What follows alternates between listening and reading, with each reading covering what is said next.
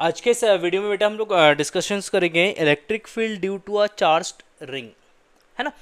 तो अगर आपके पास एक चार्ज्ड रिंग है और उस रिंग की वजह से अगर उसके एक्सिस पे इलेक्ट्रिक फील्ड निकालना हो या उसके सेंटर पे इलेक्ट्रिक फील्ड निकालना हो या इस रिंग के किस पॉइंट पर, मतलब इस रिंग के एक्सिस के किस पॉइंट पर इलेक्ट्रिक फील्ड मैक्सिमम होगा, या इस रिंग के अराउंड अगर हम इलेक्ट्रिक फील्ड वर्सेस आर का ग्राफ प्लॉट करते हैं तो वो ग्राफ कैसा बनेगा, ये सारे पॉइंट्स जो है आज के इस वीडियो में हम लोग डिस्कशंस करने वाले हैं।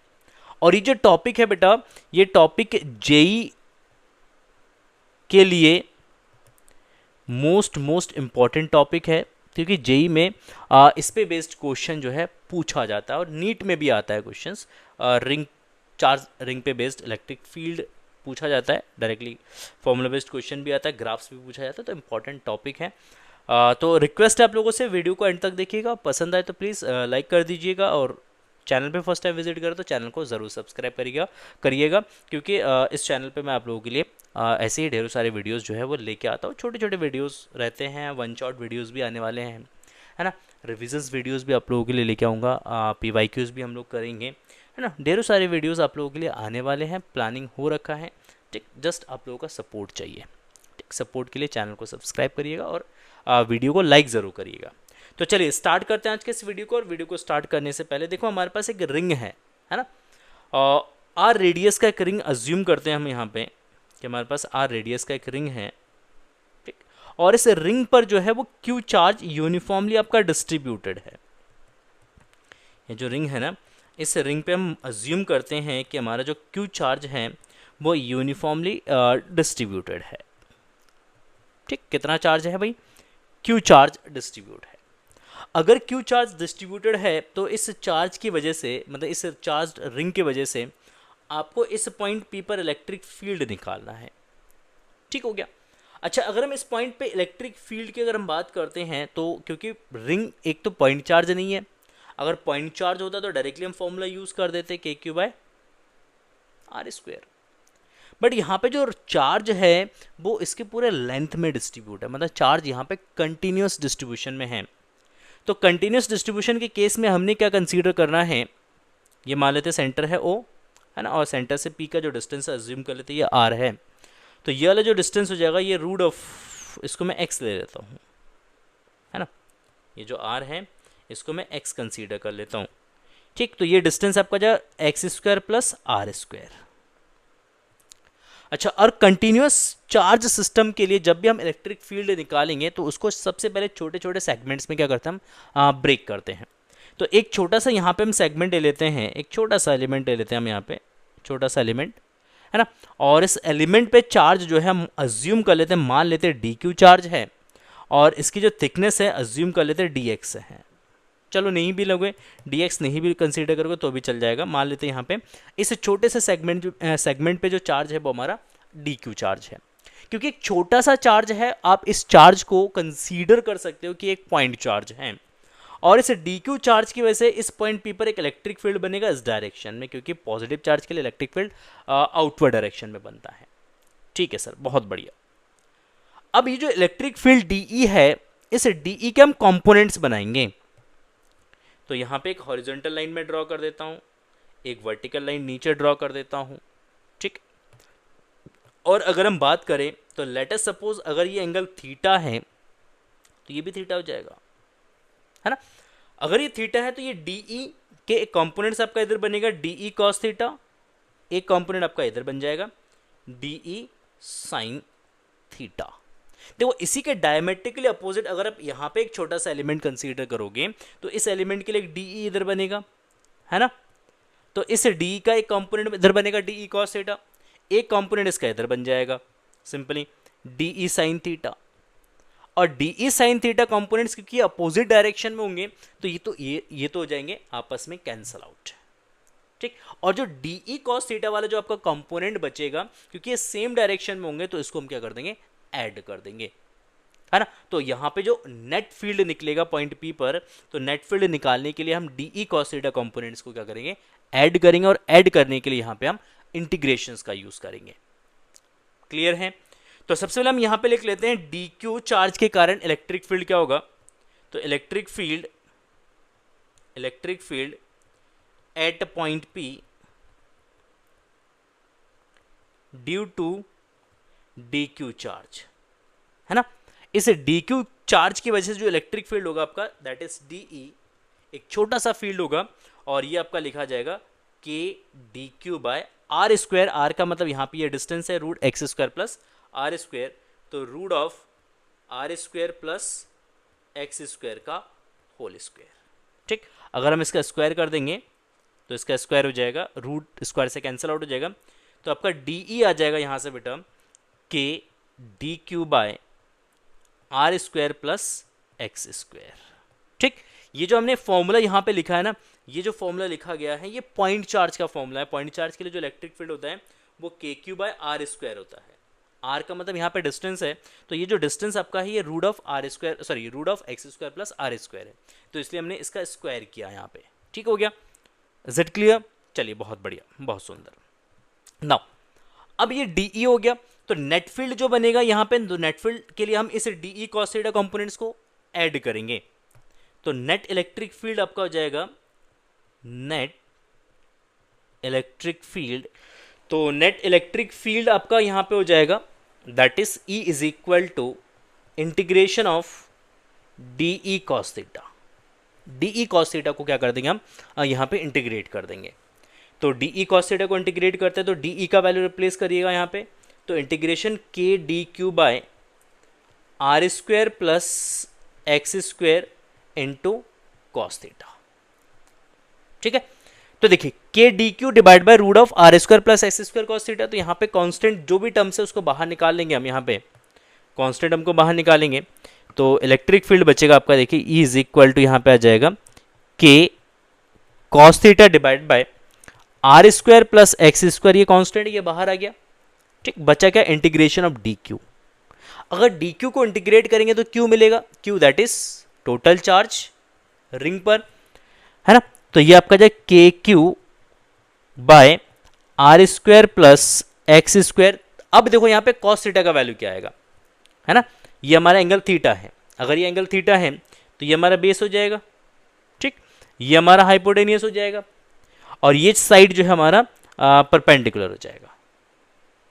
ठीक है ना, तो कॉस थीटा का वैल्यू यहां से निकालेंगे तो बेस अपॉन हाइपोटेनियस हो जाएगा, तो मतलब x upon root r square plus x square हो जाएगा। मतलब अगर मैं यहाँ पे कॉस थीटा का अगर वैल्यू लिखता हूं तो cos theta is equal to x by root of are square plus x square हो जाएगा। तो जस्ट यहाँ से उठा के कॉस थीटा का वैल्यू यहाँ पे रिप्लेस कर दीजिएगा, तो कॉस थीटा यहाँ पे आ जाएगा आपका x by root of are square plus x square. ठीक हो गया, तो ये आपका जाए KQX बाय, देखो r square plus x square यहाँ पे रूट में है तो ये आपका जाएगा simply r square plus x square की पावर 3/2। ठीक, तो ये हमारा इलेक्ट्रिक फील्ड का फॉर्मूला आ गया, electric field at axial point, है ना। तो रिंग के सेंटर से x डिस्टेंस पर अगर कोई पॉइंट है तो उस पॉइंट पर आप इलेक्ट्रिक फील्ड का एक्सप्रेशंस ये लिख सकते हैं। और अज्यूम करो अगर यहाँ पे अगर हम सेंटर की बात करते हैं तो एट सेंटर पॉइंट पर अगर इलेक्ट्रिक फील्ड की बात करेंगे तो x का वैल्यू क्या रख देंगे हम यहाँ पे 0, क्योंकि सेंटर से सेंटर का डिस्टेंस 0 होगा, तो x का वैल्यू 0, x का वैल्यू 0 सब्स्टिट्यूट करेंगे तो यहाँ पे इलेक्ट्रिक फील्ड आ जाएगा 0। मतलब एक रिंग के सेंटर पे जो इलेक्ट्रिक फील्ड होगा वो आपका 0 होगा। रिंग के सेंटर पे इलेक्ट्रिक फील्ड का वैल्यू क्या होगा भाई 0 होगा। ओहो सर, बहुत सुंदर, बहुत बढ़िया। अच्छा, मैंने कहा लेट से अगर हम पॉइंट चार्ज की केस में बात करें या हम ये बात कर लेते हैं कि यदि मतलब इफ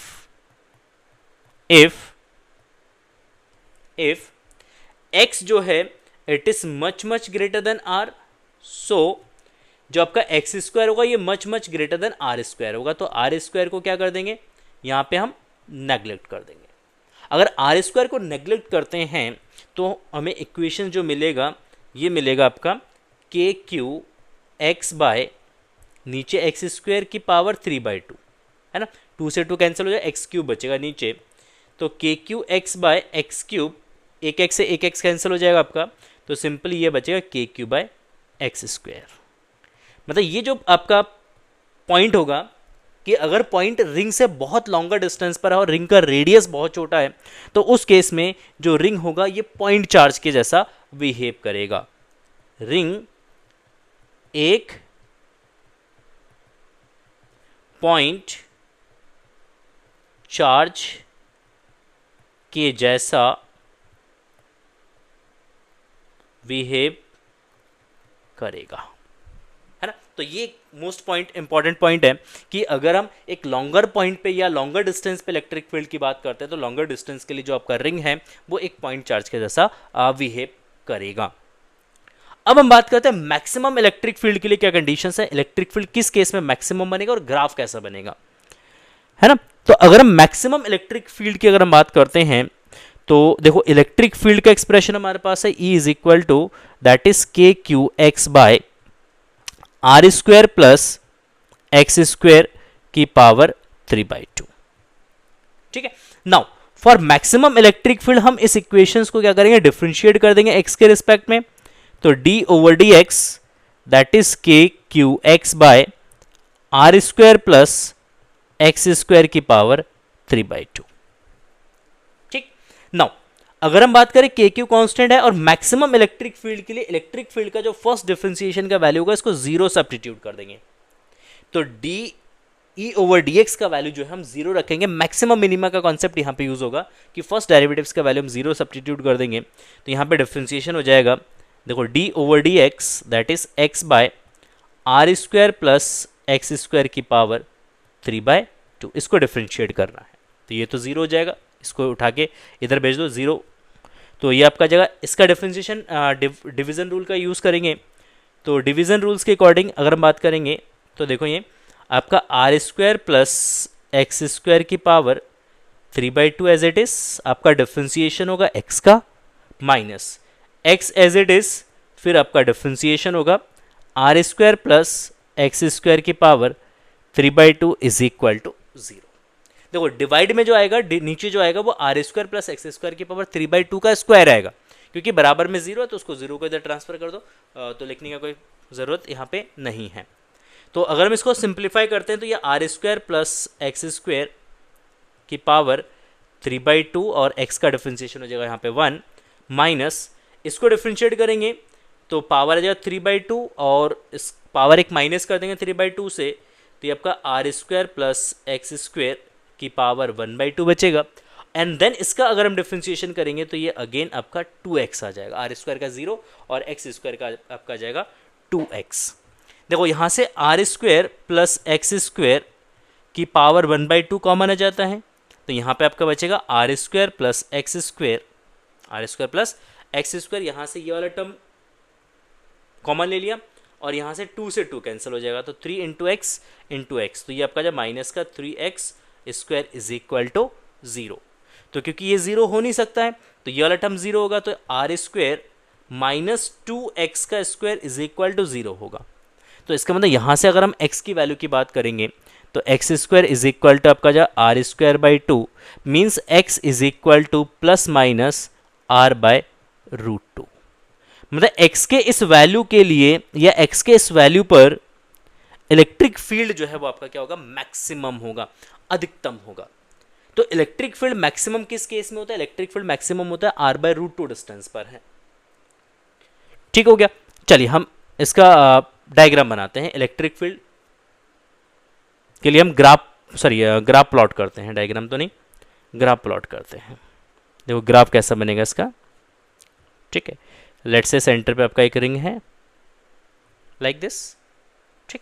तो इस रिंग के बोथ साइड में जो इलेक्ट्रिक फील्ड बनेगा, तो यहाँ पे इस साइड में जो इलेक्ट्रिक फील्ड बनेगा वो कुछ इस तरीके से बनेगा।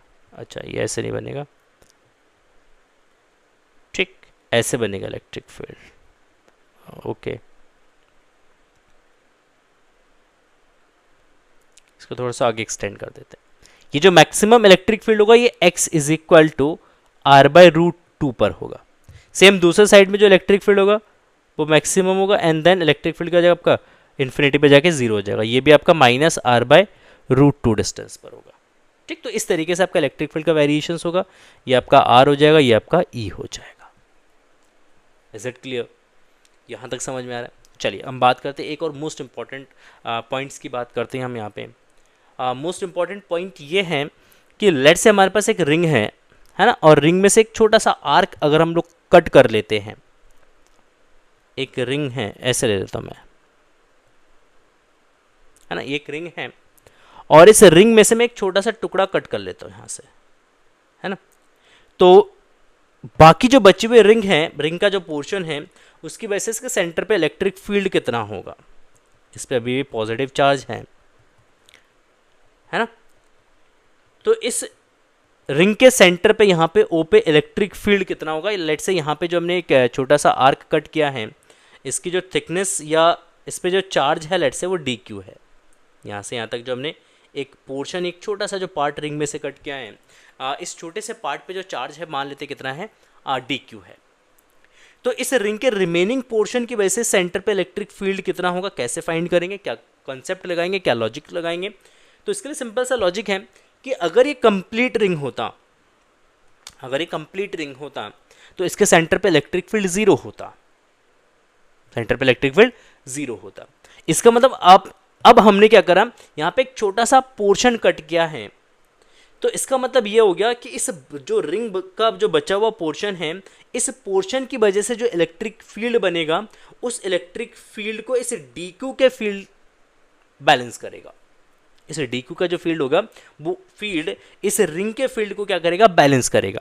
तो अगर हम बात करें इस डी क्यू का जो फील्ड बनेगा वो उस डायरेक्शन में बनेगा, तो बाकी बचा हुआ जो रिंग है इसका जो इलेक्ट्रिक फील्ड बनेगा इसके अपोजिट डायरेक्शन में बनेगा, ताकि अगर इसको हम कंप्लीट करें तो नेट फील्ड अंदर क्या हो सके, जीरो हो सके।